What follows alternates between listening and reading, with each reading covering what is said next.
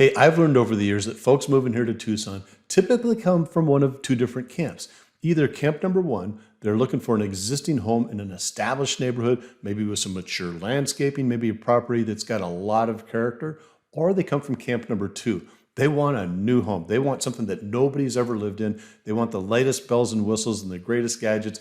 They want the newest appliances. And they also want a home that they know that once they move in, they're not going to be caught with any surprise repairs, right? So if you're in the new build camp, make sure you stay tuned to the end of this video, because I got to tell you folks, buying and building a home here in Tucson isn't all sunshine and roses, right? And so what we're going to do today is get into the good, the bad, and the ugly of buying a brand new build home here in Tucson, and we're getting after it right now.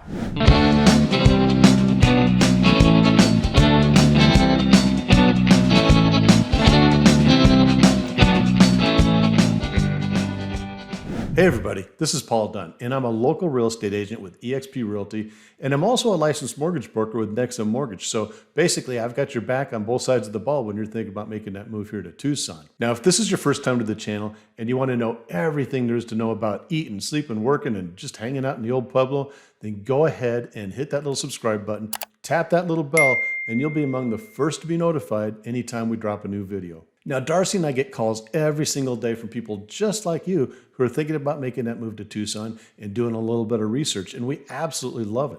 So if you're thinking about making that move, go ahead and give us a call, send us a text message, email, heck, send a carrier pigeon. I don't care. Just reach out to us because we got your back when moving to Tucson. All right, we're going to have some fun today because, as we know, getting into a new build construction isn't always sunshine and roses. There's a few good things, there's some bad things, and so what we're going to do today is a deep dive into the top 3 pros and the top 3 cons of getting into a new build construction right here in Tucson. So let's get into it. So if you were going to go tell your friends, your parents, your family, anybody that you're thinking about buying a new home, one of the most common pieces of advice they're going to give you is pick a good location, right? And so pro number 1 is location, because location is incredibly important. Your friends are all going to be right on that one. And it is tough. It is really tough to find a new build community that's in a bad location. And so what we're going to do right now is swing the map around. I'm going to share my screen and show you where all these new build communities are right now. So one of the things that you're going to notice looking at the map here of the new build communities is there's nothing really being built in downtown Tucson. That would be central Tucson. You're not seeing a whole lot on the east side, which is Tango Verde, and you're not seeing a lot up in the north side, which is Catalina Foothills. And the primary reason for that is those communities are pretty well built out and there's just not a lot of land for sale. Now, where the majority of the new build communities are showing up are going to be in the Oro Valley area as well as the Marana areas. And this tends to be some of the most popular places with the people that ask us about moving here to Tucson, right? And one of the things they like about the Marana area is the easy access to I-10. You're literally just maybe 6 or 7 minutes from being able to hop on the freeway and heading on up to Phoenix or down to Tucson for an evening downtown. Now, the other places that are growing in popularity, we're seeing a lot of new construction going on down here in Green Valley, Suarita, as well as on the southeast side of Tucson, down in the Vale area. And one of the reasons that people love the Vale area is for the outstanding schools they have down there. Now, speaking of schools, if you're getting into a new construction community, you're going to have access to some of the best schools, the best teachers, the best sports programs, and the best coaches that are available down in southern Arizona. Now, something else that's kind of neat too is where some of these larger communities are showing up, so is more and more shopping, more restaurants, more businesses, and just a lot more growth. And if you're into golf, there's an awful lot of golf right up here in this area, right amongst these new build communities, as well as down here too. So one thing to keep in mind, if you're thinking about golf, thinking about Tucson, these are the places to be looking. Now, Tucson also has a lot of great places for staycations. I mean, we have Hacienda del Sol, we've got Lowe's Ventana Canyon, and we've got Oprah's favorite, which is Miraval. And I could go on and on about things to do in our own backyard, but one of the other cool things about living in Tucson is the proximity of other places, such as you're just a few hours from Vegas, you're basically 4.5, 5 hours from sitting on the beach in Mexico, and San Diego is an easy drive as well. Now, one of the things that we've started doing since we moved out here to the Marana area is we've been going to a lot of concerts down here at the Casino del Sol.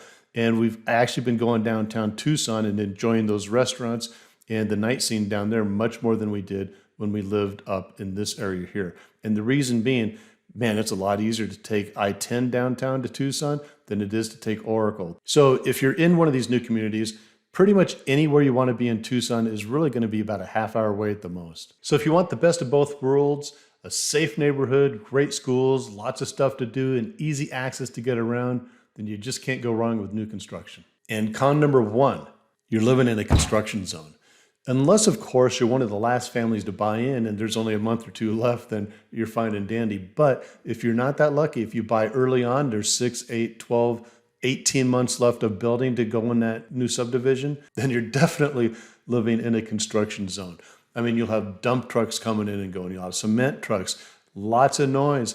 And it's not unusual for this noise to start early on a Saturday morning too. So it's not unusual to hear loud music from the construction workers, lots of power generators, power saws, dump trucks, everything making noise all the time, even on a Saturday. So if you're trying to work from home in the peace and quiet, it probably ain't gonna happen, right? Now imagine if you just bought that home in that nice new subdivision and for the next 6 months, you're hearing those loud noises, those loud generators, that construction going on all the time, even on a Saturday morning, bright and early. So probably not a lot of sleeping in either. And now don't get me started about all the debris. One of the things that you're going to notice is that while they're building, you've got outhouses everywhere, you've got the big dumpsters everywhere, and you've got piles of dirt, piles of rocks right on the side of the road, right? And I got to tell you too, that in showing all these new construction homes that we do show, it's not unusual to get a nail stuck in your tire and blow out a tire every once in a while. And now pro number two, affordability and incentives are back. And man, I'm so happy for that because over the last couple of years, a lot of builders have been refusing not only to work with real estate agents, but also not offering incentives. And a lot of them would jack the prices up pretty much every single week by $5,000, $10,000. And that just wasn't cool, man. But guess what? Now that we've got incentives back, things have changed. Now, if you look at existing homes throughout Tucson, you're going to find an extremely wide range of pricing. And new construction is no different as well. Now, whether you're looking for your first home to maybe start a new family, maybe looking to downsize because all the kids are moved up, maybe looking for a single floor because, man, you just don't want to walk up and down those stairs anymore, or you want to upgrade to get some of those new cool features. Well, new construction has you covered on all those levels. Now, most of these new construction communities actually have community centers. Some have multiple pools, multiple parks, lots of playgrounds. A few even have pickleball courts, tennis courts, basketball courts, and more. And many of them do really well with the community activities. They'll host barbecues, getting the residents together. They'll have sports leagues, maybe a pickleball league. And really the whole idea of this is to get everybody outside and to get to know the community. And what's also interesting is we actually get a lot of folks moving here from out of state, high cost places like California, Illinois, Washington State, and they're really surprised by the cost of new construction here in Tucson. In Tucson, you're gonna find prices all over the place. You're gonna find prices from the mid threes well on up over $1 million. And don't forget, incentives are back. Not only are builders starting to negotiate again with real estate agents, but they're providing things like lower interest rates because what they'll do is buy a block of interest rates. And since we're in a rising interest rate environment right now, those blocks of interest rates were bought maybe 6 months ago. They still have them.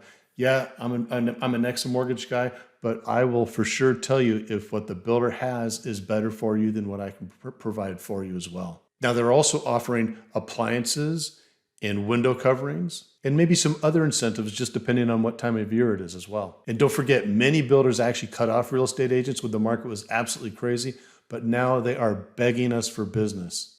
Now, con number two, everything is new, and I mean everything. And so you're gonna move into a home that's got really maybe one little baby tree in the front yard, maybe 2 or 3 little baby plants and a bunch of rocks, and that's it. Your backyard is going to be completely rocks. And so you are going to have to landscape everything. But if you're looking for an established neighborhood with maybe some mature landscaping and that classic Southwest look, then Tucson does have a lot to offer you. It's just not going to be in the new build market. But if you're buying that home in the established neighborhood, you might have a huge 50-foot tree with a giant trunk that the kids can climb up into, and it'll provide a lot of shade for you. In the new build, you're going to get that baby tree like we talked about, and there's not going to be any shade from that thing for years to come. And really the only way to get shade in one of these new builds is to add a pergola or some sort of cover to your back patio. Otherwise, you're not going to have a lot of shade. And I really feel sorry for those folks who buy a property whose backyard faces west where the sun sets. That's going to get hot. Now, pro number 3, lots of options. Now, something to know here is that last year, Tucson was the #1 inbound destination in the entire country, just beating out Sarasota, Florida, which is really cool, by the way. And so we've attracted a lot of different types of builders, a lot of move-up builders, a lot of high-end builders, a lot of semi-custom builders. So you've got a lot to choose from when you're going with new construction here. Now, it used to be that when you went with new construction, you would go to the design center, pick out your tile, pick out your flooring, pick out your granite and everything. But things have changed a lot since the pandemic hit. And now, depending on the builder that you choose, if you're on one of the upper high-end builders or a semi-custom builder, you still might be able to choose a lot of those different fixtures and finishes. But as you get lower down in price range, what you're going to find is that most of the builders have move-in packages, and you're going to pick either package A, package B, package C, or whatever, right? But something else that's interesting too is that as you look at the different builders, you're going to find different housing styles. You're going to find everything from the regular contemporary style home to the Southwest style to the Santa Fe style, and you might even find some funky type barrio style homes too, which are also very cool, by the way. And con number 3 is builder competition. So let's face it, if you buy a home in a new build community and for some reason you've got to sell a lot sooner than you expected to, and there's more construction going on in that community, the builder is your competitor there. And the same thing that attracted you to that community is going to attract other people to purchase from that builder, making that builder your main competition if you're trying to sell your home. It's the incentives, the warranties, and everything being brand new that makes it tough for a seller to sell in a new build community. So when we represent a buyer in a new build community, it's really important that we ask the builder reps some specific things in case you have to sell within the next 3 to 5 years. And that's things like, what's the master plan for this community? How many other builders are building here? How many homes will there be when it's fully built out? How many phases are there going to be? What's your anticipated schedule for price increases? So knowing the answers to these questions is really important because it'll help us understand if you're at risk of possibly losing money if you have to sell in the next couple of years. Or if we're going to be able to find the sweet spot when it comes to deciding on a price to list your property, which, by the way, is going to tend to be about 10% below what the builder is going to be selling it for brand new. And don't forget, the builders are still going to be offering these incentives. So anything less than a 10% differential, and a good chance that that buyer is going to go to the new build instead of buying an existing property in the community. Now, it could be quite a while down the road, but knowing the answers to these things so that we can develop a good strategy for you is really important, because if you sleep better at night, Darcy and I sleep better at night as well. Now, Darcy and I get calls every single day from people that are thinking about buying here in Tucson or selling, and we absolutely love it. So if you're thinking about making a purchase here in Tucson or selling your property here in Tucson, please reach out to us, give us a call, send us a text message, send us an email. I don't care, you can even send a carrier pigeon. Either way, reach out to us because we got your back when making that move to Tucson.